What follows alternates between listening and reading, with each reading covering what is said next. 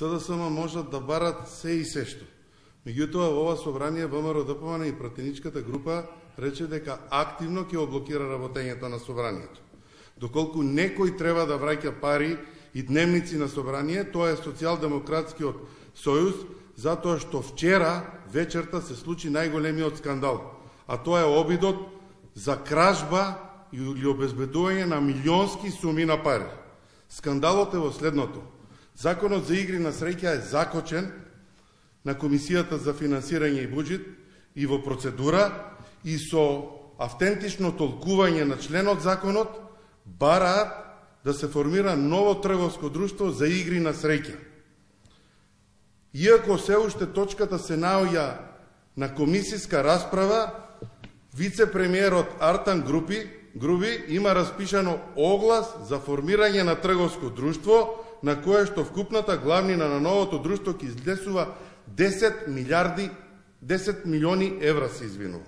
Ете, ова се парите кои што треба да ги вратат заедно пратениците на СДСМ и ДУИ. Пратеничката група на ВМРО-ДПМН активно учествува во работата. Тоа може да се види и од извештаите кои што се прават во текот на годината, квартални, за работата на пратениците. Доколку дискутирањето, поднесувањето на закони и амандмани е учинок за работата на одредени пратеници, видете кои пратеници треба да враќаат пари во оваа зграда. Благодарам.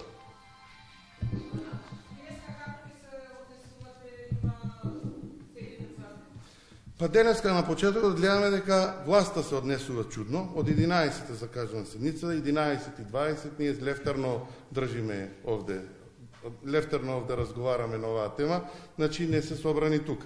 Во текот на денот ќе го видите нашето однесување и ќе ги кажеме сите забелешки кои што ги имаме на досегашното функционирање и на злоупотребата и миноризацијата на опозицијата во овој законодавен дом.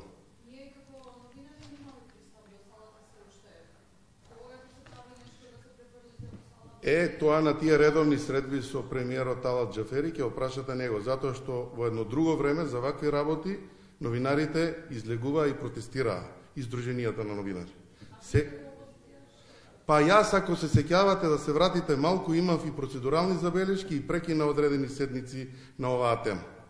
Вратете се малку со снимките, ќе видите дека ова го имам барано уште минатата година. Него вие како новинари што правите на темата? Благодарам.